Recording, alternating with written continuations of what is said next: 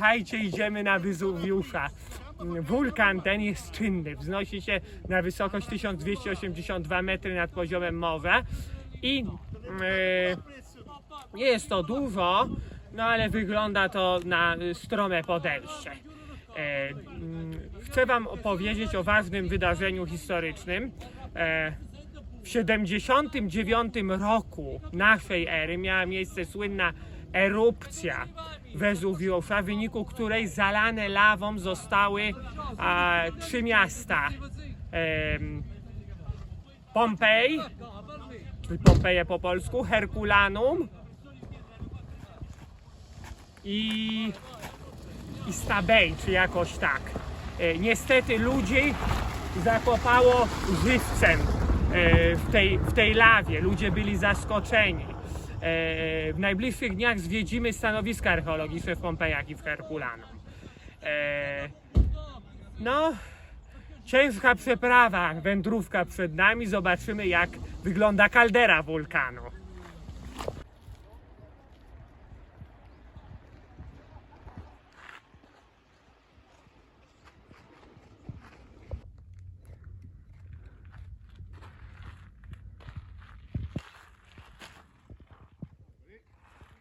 Przy drodze do Wezuwiusza można spotkać kilka rzeźb.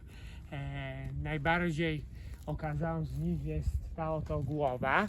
Prawdopodobnie symbolizuje ona ludzi zatopionych w lawie wulkanicznej wtedy w 79 roku w pobliskich miejscowościach. No otóż Wezuwiusz, choć nie jest jakimś bardzo wysokim wulkanem, z pewnością na przestrzeni dziejów budził grozę wśród okolicznych mieszkańców. Z drugiej strony zaś widać panoramę Neapolu. Neapol to prawdopodobnie, jak mi się wydaje, że jest to drugie największe miasto we Włoszech po Rzymie. Zobaczcie, to ogromna aglomeracja. W tle widać piękny zachód słońca, a te wody to wody Zatoki Neapolitańskiej, będącej częścią Morza Śródziemnego. Zobaczcie, jakiego pięknego Fiata 126 spotkaliśmy, z tym, że nie jest to 126P, lecz 126, czyli wyprodukowany we Włoszech i należy do motorklubu Ercolano. W takiej pięknej wersji kolorystycznej, pomarańczowo-czarnej, wersji Abarth, a jego właściciel to pan Salvatore. Dumny posiadacz malucha z 77, znaczy Fiata 126, przepraszam, z 77 roku z 5-biegową skrzynią biegów. Dzisiaj pora na prawdziwą archeologiczną ucztę. Zaczynamy zwiedzanie od cudownej willi cesarzowej Popej, niedaleko Pompei. No, miejsce to jest oczywiście wpisane na listę Światowego Dziedzictwa UNESCO. Ciekaw jestem, co czeka nas w środku. Ciao Alfonso, allora, vieni.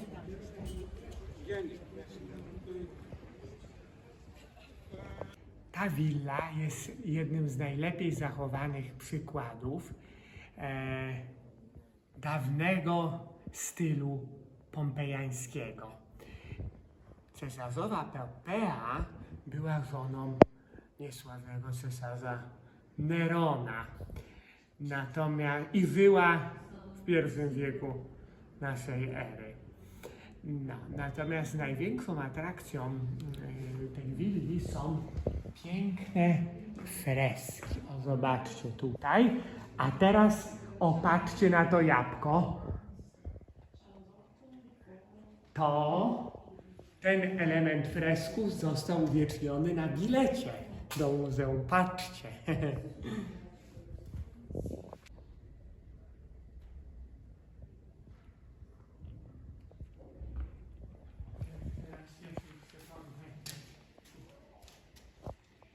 Zimny.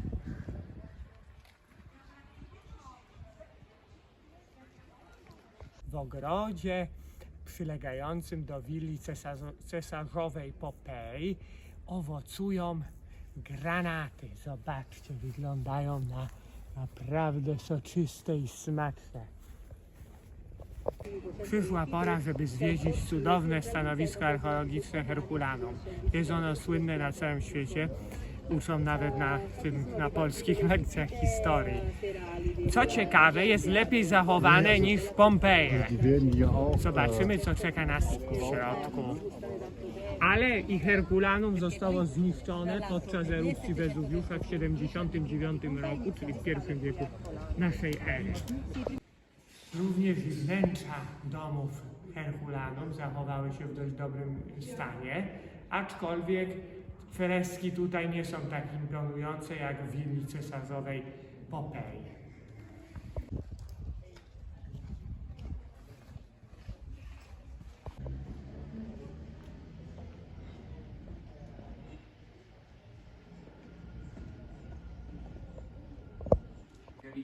Musiałem zmienić obiektyw, żeby sfotografować tę oto piękną mozaikę. Zobaczcie, jak dobrze zachowana i jakie ma żywe kolory.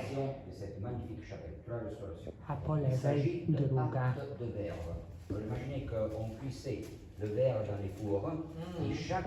Herkulanum to prawdziwe antyczne miasto. Zachowało się ono w tak dobrym stanie, oczywiście dlatego, że zostało zalane lawą wulkaniczną. Inne stanowiska archeologiczne pod różnymi szerokościami geograficznymi są w dużo bardziej opłakanym stanie, dlatego że ich lawa nie zalała, i przez setki czy tysiące lat podlegały różnym czynnikom erozyjnym.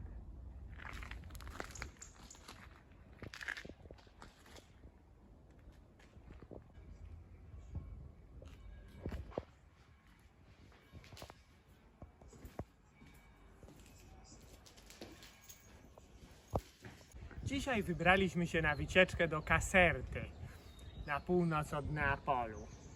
Tutaj znajduje się piękny zespół pałacowy wpisany na listę Światowego Dziedzictwa UNESCO. Jego budowa rozpoczęła się w 1752 roku na życzenie króla Karola Bourbona.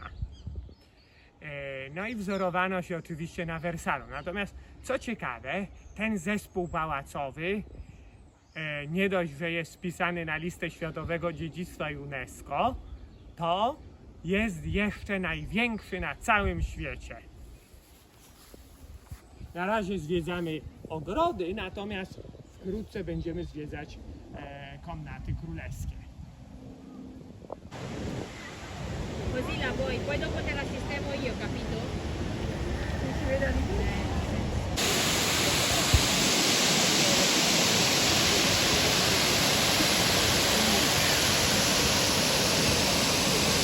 Stąd widać, jaki to rozległy kompleks. Z tego miejsca do pałacu Caserta jest aż 2,5 km. Powierzchnia, jaką zajmuje tutejszy kompleks pałacowy, jest znacznie większa niż w Wersalu.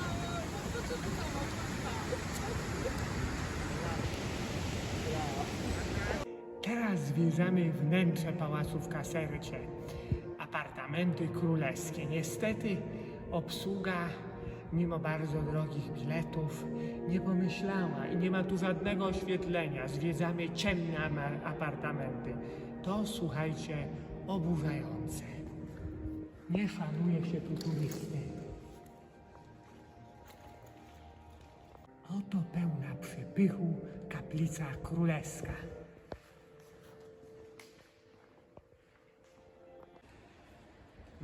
Słuchajcie, jesteśmy pod wrażeniem wnętrz apartamentów królewskich. Na szczególną uwagę zasługują piękne freski na sufitach. Spójrzcie na ten. Przedstawia on ślub Wesele Aleksandra Macedońskiego i Roxany.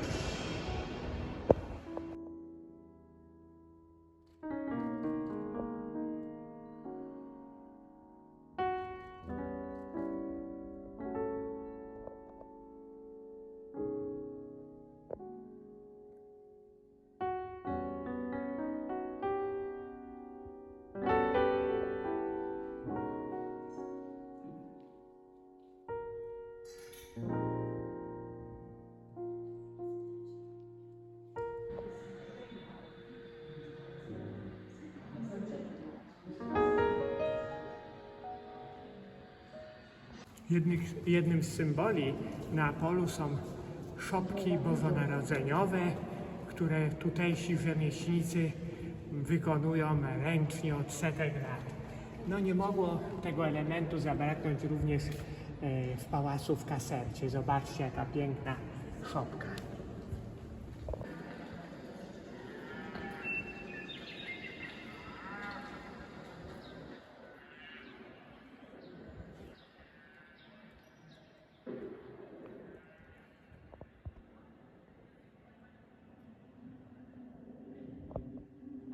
Wróciliśmy dziś do kompleksu pałacowego w Casercie. Jest on tak ogromny, że nie udało nam się zwiedzić wczoraj wszystkiego.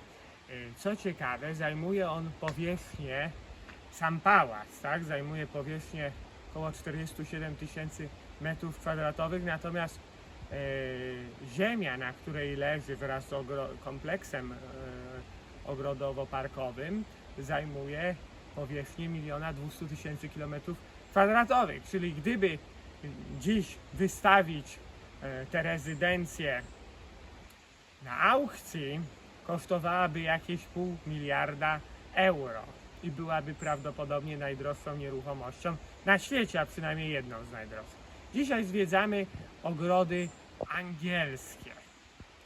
Stworzono je na życzenie czy na żądanie Marii Karoliny Habsburg, żony Ferdynanda IV, króla Neapolu. No i inspirowano się tutaj różnymi motywami. Przed wami teraz znajdują się takie ruiny. Oczywiście nie są to prawdziwe ruiny, tylko ich imitacja, i architekci tego miejsca na pewno czerpali z ruin pobliskich Pompeji. Kierowali się oni podobną ideą jak architekci Janów Hrad leżącego nieopodal Lednic, czy świątyni Diany obok Waltic w Czechach.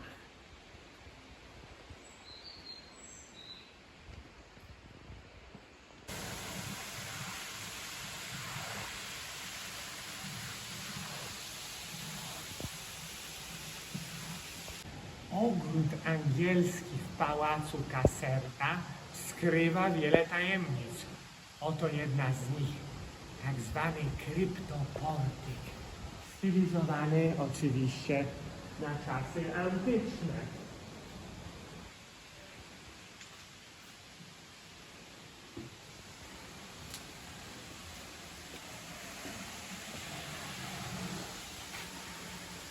Na świecie jest wiele ogrodów angielskich, w tym słynny English Garden w Monachium, który zwiedziłem. Natomiast to, co wyróżnia ogród angielski w Casercie, są imitacje ruin antycznych budowli, tak jak ta oto świątynia położona na wyspie, na tym małym jeziorku.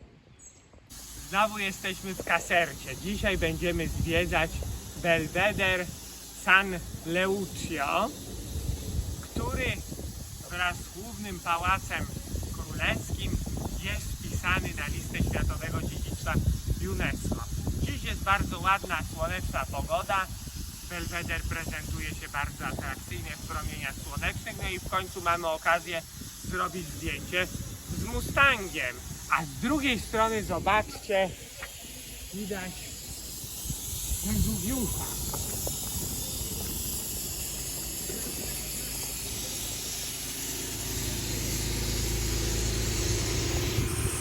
Oto krajobraz Campanii, czyli prowincji, której stolicą jest Neapol. Jak powstaje jedwab? Jedwab zawdzięczamy robaczkom zwanymi jedwabnikami, które żyją tylko na morwach. Morwy to takie drzewa, które wytwarzają czarne i dość smaczne owoce. Rosną one w wielu miejscach świata, w tym nawet koło mojej szkoły 14, najlepszego liceum w Polsce, we Wrocławiu na skrzyżowaniu Brücknera i Toruńskiej. No ale w Polsce nie wytwarza się raczej jedwabiu, natomiast wytwarzany jest on w wielu krajach o cieplejszym klimacie, w tym we Włoszech i w Turcji. Co ciekawe, w Turcji wytwarzany jest on w okolicach Bursy i Hatay, Antiochii, tak? No i jak tworzy się ten jedwab? Otóż larwy, które żyją na morwach, na drzewach morwowych, wytwarzają taką wydzielinę, z której, czy w celu wytworzenia kokona, a z tego kokona później wyklują się kolejne robaczki, jedwabniki. No i z tej wydzieliny po prostu powstaje później jedwab. W tym muzeum pokazano wiele dawnych narzędzi, które służyły do procesu wytwarzania jedwabiu. Te tutaj są z drewna i pochodzą z połowy XIX wieku.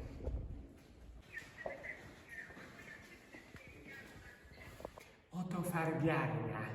Tutaj jedwab w tych oto kadziach przybierał różnych kolorów, tak? No, będziemy później w Maroku, to pokażemy wam tam te garbarnie skór i jak tam się farbuje skóry z kolei. W szczególności najlepsze z nich, najbardziej znane są w Fezie, dawnej stolicy Maroka. A sfotografować to wszystko?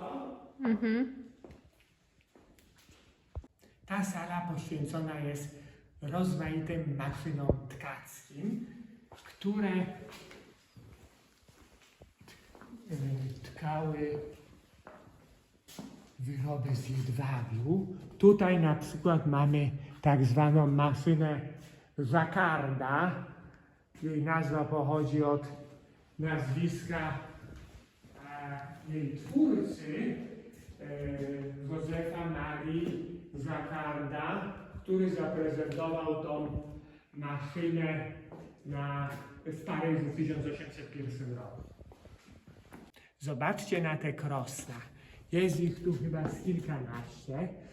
No i widać, że to była prawdziwa linia produkcyjna.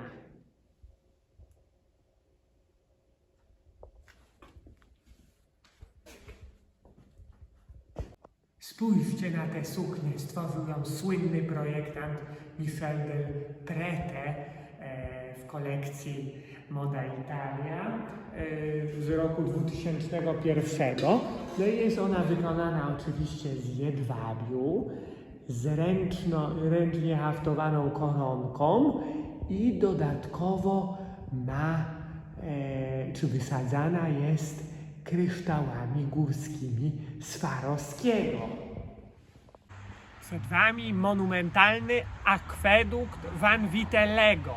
Miejsce to jest wpisane na listę Światowego Dziedzictwa UNESCO, tak jak Belweder Świętego Lucjana, zamek i ogrody, pałac i ogrody królewskie w Casercie. Został on zaprojektowany przez architekta inżyniera o nazwisku właśnie Van Vitelli, który stworzył je dla Karola III i akwedukt ten miał dostarczać wodę z położonego nieopodal źródła Fizzo na górze Montebriano. Tak, dobrze. która jest położona około 38 km od pałacu. Czyli słuchajcie, jest to względnie nowy akwedukt, bo pochodzi z XVIII wieku, a nie z czasów starożytnych. Oprócz tego, że zaopatrywał w wodę pałac i ogrody królewskie w Casercie, doprowadzał tą wodę również do różnych miejsc przemysłowych, młynów i tak dalej, miejsc, które były położone nieopodal Caserty.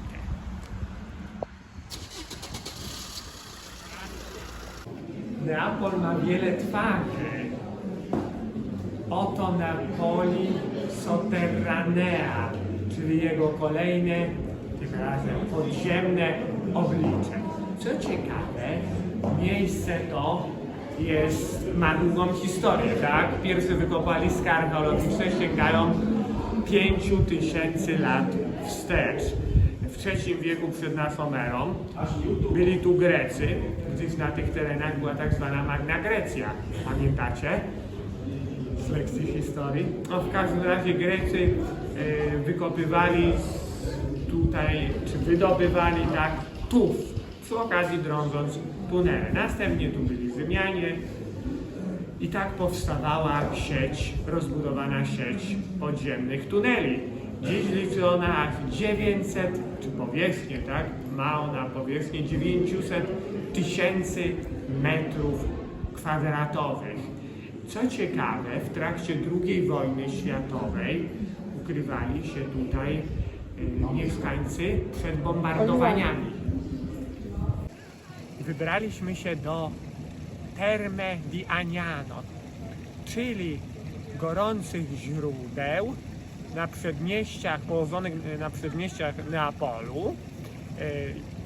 Można tutaj spędzać miło czas nie tylko w dzień, ale również po nocy. We wtorki jest otwarte do pierwszej w nocy, a ponieważ my jesteśmy nocnymi markami, to jest to opcja idealna dla nas. Dodatkowo dzisiaj są urodziny ten, więc jest duży rabat na wejście, tylko 22 euro od osoby.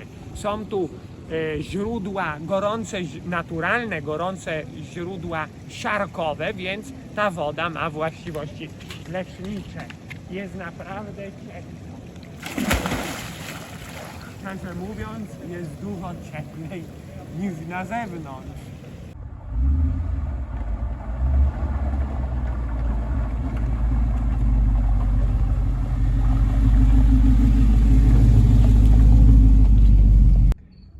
Dzisiaj znowu wróciliśmy do Caserty. Tym razem jesteśmy w Caserta Vecchia, czyli w starej Casercie. Jest to pierwsze z urokliwych włoskich, małych, historycznych miasteczek, które zwiedzimy w tej podróży. No a historia Caserty Vecchii sięga co najmniej IX wieku. Idziemy teraz tą wąską, brukowaną uliczką do góry, gdzie znajduje się kościół i ruiny cudownego zamku. Jednym z największych zabytków Caserty Vecchii jest katedra. Wzniesiono ją w XIII wieku, natomiast pierwsze plany konstrukcyjne były już w wieku XII.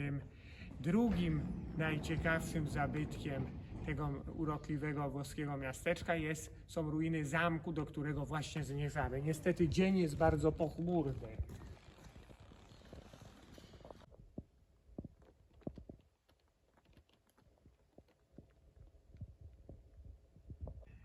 W najwyżej położonym punkcie miasteczka znajdują się oczywiście ruiny zamku.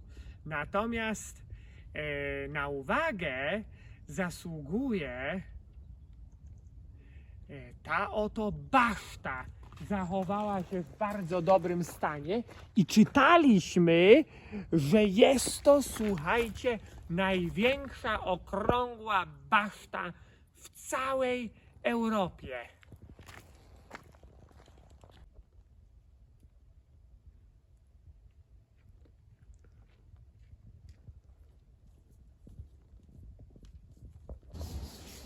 Jesteśmy teraz w nietypowej atrakcji turystycznej, bo w miejscu, które nazywa się Limoncello di Napoli. Tutaj można kupić najlepsze limoncello, czyli po polsku cytrynówkę, mocny alkohol, iloprocentowy, Małgosiu? 32. 32%, ale też kilka innych produktów, nie tylko alkoholowych, których motywem przewodnim jest cytryna. Dziś jest z nami w sklepie pan Diego. No i można powiedzieć, że jest to numer 1 producent limoncello w Neapolu. Prowadzą oni tą destylarnię i sklep od 1996 roku. No i spójrzcie na inne produkty, tak? Są oczywiście, tak jak mówiłem, nie tylko rzeczy związane z alkoholem, czyli dżem cytrynowy. Jeśli chodzi o sam alkohol, to oprócz klasycznego limoncello jest krem cytrynowy i również z innego owocu krem z melonów, tak? A tutaj ciasteczka cytrynowe. Są nawet, słuchajcie, różne makarony cytrynowe. Także, no, naprawdę jest to ciekawa sprawa. A tutaj jest część, która nazywa się laboratorio, tak? I tutaj wytwarza się, destyluje alkohol. I tak oto powstaje to limoncello. Zobaczcie, tutaj to widać, na półkach już leżą świeżo wytworzone butelki z limoncello i z kremem cytrynowym. Jest też, można też rzucić okiem, jak wygląda maszyna do destylacji i rektyfikacji alkoholu. Jak już wiecie, 24 sierpnia 1979 roku naszej ery miała miejsce erupcja Wezuwiusza, która zalała lawą, czy w wyniku której doszło do zalania lawą 3 miast: Herculanum, Pompeji i Stabiae. No i dzisiaj jesteśmy w Pompejach. No to jest jedno z największych i zarazem najciekawszych stanowisk archeologicznych na całym świecie. Obecnie znajdujemy się w Wielkim Teatrze. Chociaż jest tu również mały teatr, czyli tak zwany Odeon oraz amfiteatr. I ten dopiero będzie wielki.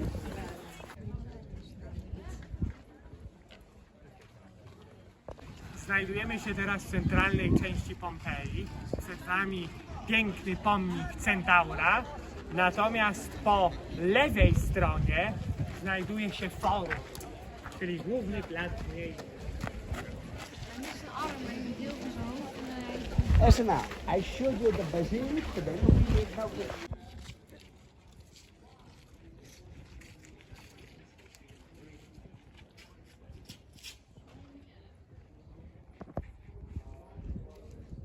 Dzisiaj kontynuujemy zwiedzanie Pompeji, ponieważ jest to prawdopodobnie największe stanowisko archeologiczne na całym świecie.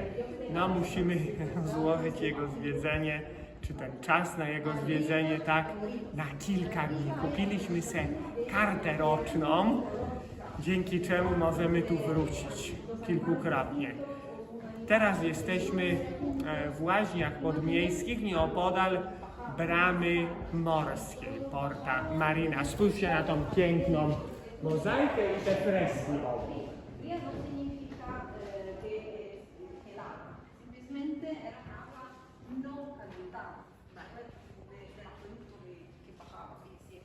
Jesteśmy teraz w bazylice.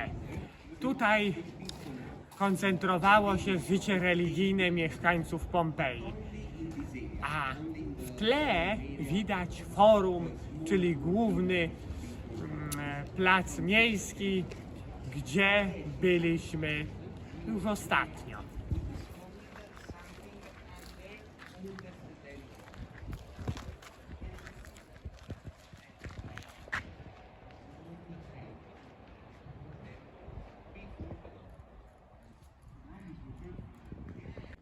Zobaczcie, gdzieniegdzie na terenie dawnych pompejskich domostw rosną krzewy granatów. A dodatkowo trzeba podkreślić, że granaty teraz owocują.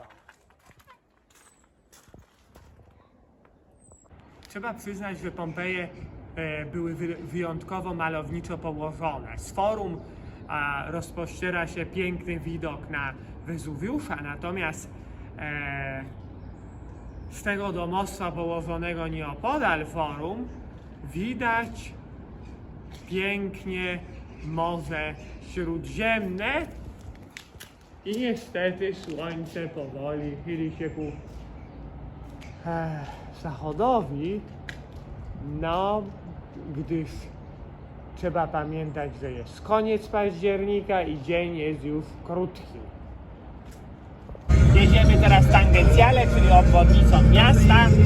Zmierzamy do Palazzo Reale Minatori, czyli Pałacu Królewskiego i będziemy zwiedzać wnętrza pałacowe. Jesteśmy wewnątrz apartamentów królewskich.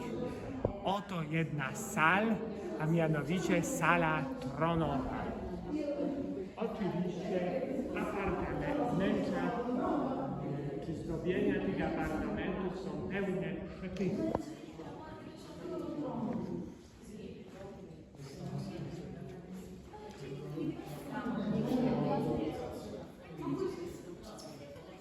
Teraz kilka słów o historii. Budowa Pałacu Królewskiego w Neapolu rozpoczęła się już w 1600 roku. Natomiast obecny kształt budynek zyskał dopiero w XIX wieku. Historycznie urzędował tu wicekról Hiszpanii z dynastii Bourbonów. W pewnym momencie zasiadał tu Napoleon Bonaparte, a po zjednoczeniu Włoch urzędowała tu dynastia Sabaucka. Czemu jest to Pałac Królewski? Ano, dlatego, że Neapol przez kilkaset lat należał do Królestwa Sycylii. W XIX wieku kraj zyskał nazwę Królestwa Obojga Sycylii, tak? Dlatego, że królestwo to obejmowało nie tylko wyspę Sycylię, ale również kontynentalną część południowych Włoch.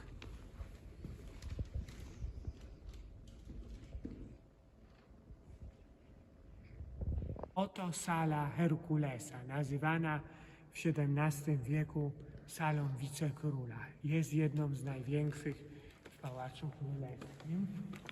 A teraz chodźcie, zobaczcie, co jest kolejne.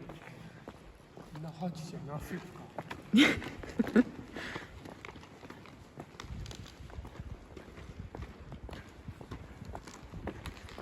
W kolejnej sali prawdziwa gratka dla miłośników książek.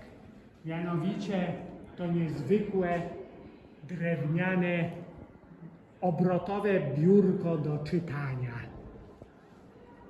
Kto lubi czytać, mógł uzbroić się tu w kilka książek i sobie wybierać wedle nastroju i pory dnia, którą zechce czytać. I jeszcze ta sala.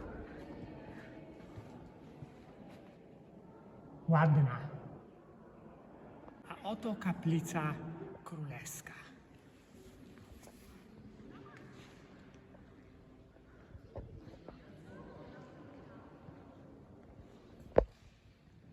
W krajach arabskich, słuchajcie, każdy pałac królewski ma w swoim kompleksie meczet, natomiast w chrześcijańskiej Europie każdy kompleks pałacowy ma kaplicę.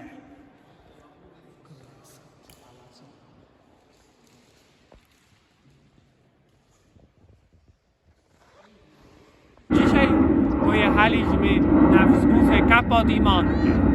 Znajduje się tu wspaniałe muzeum oraz piękny ogród królewski.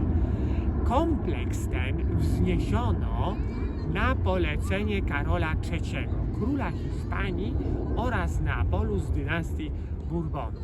Jako że Karol III pochodził ze słynnej rodziny Farnese i był miłośnikiem dzieł sztuki, podjął decyzję o rozpoczęciu w 1738 roku budowy tego pałacu, gdyż nie mógł pomieścić licznych dzieł sztuki. Dziś miejsce to można zwiedzać. W środku w muzeum znajduje się kolekcja dzieł sztuki, natomiast na uwagę zwraca również piękny ogród.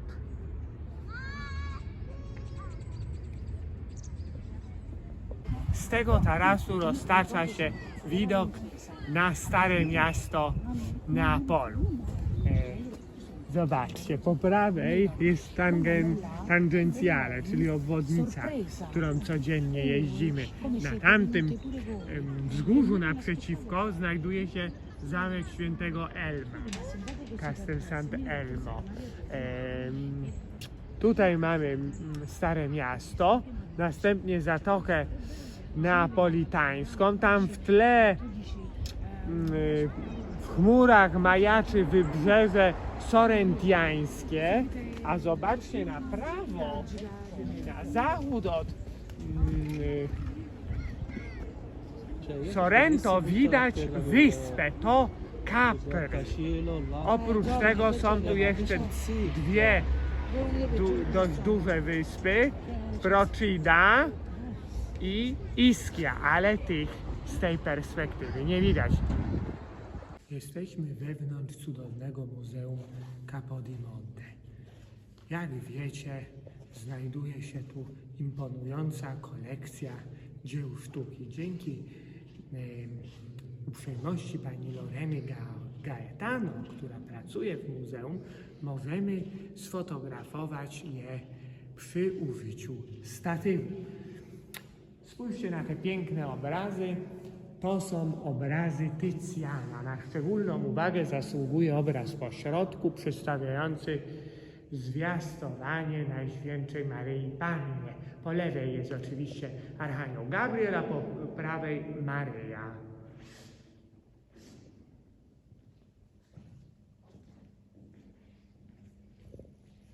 Na pierwszym piętrze Muzeum Capodimonte znajduje się iście imponująca kolekcja malarstwa. No, są tu dzieła Cranacha, Bruegela, czy Rafaela. O, przed nami portret kardynała Aleksandra Farnese, czyli przyszłego papieża Pawła III. Notabene Paweł III nie był wzorem do naśladowania dla katolików. Miał kilkoro nieślubnych dzieci i żył w dostatku, w luksusie, poświęcając się uciechom cielesnym i materialnym, a nieco mniejszą wagę przywiązując do kwestii duchowych. Co ciekawe, to wtedy powstał ruch reformatorski. Wówczas Marcin Luther sformułował swoje tezy. Notabene Paweł III zwołał wówczas Sobór Trydencki. I myśmy byli w obu miejscach, to znaczy w zamku w Wartburgu, w Niemczech, gdzie więziono Lutra, oraz w samym Trydencie, gdzie odbył się Sobór Trydencki. Zaraz zobaczycie to w kolejnej relacji. A tu jeszcze jeden ciekawy obraz Rafaela, Madonna i kot.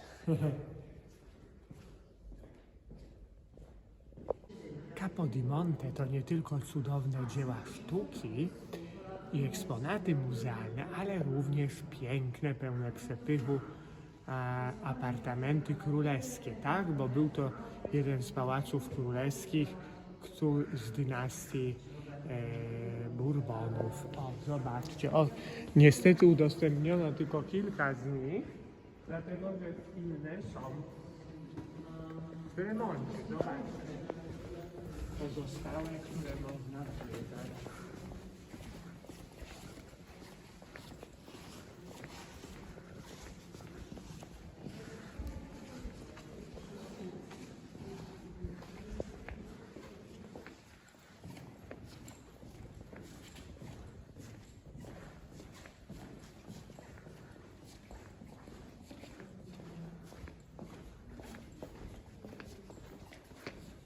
teraz jesteśmy w części muzeum zawierającej kolekcję Ciccio.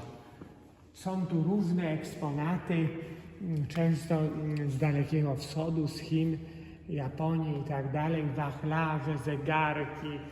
Zobaczcie tutaj szkło weneckie, porcelana włoska i europejska. Tutaj troszkę eksponatów archeologicznych, wazy cudowne. A tu już porcelana chińska. Czy wiecie, że Chińczycy znali porcelanę kilkaset lat wcześniej niż Europejczycy?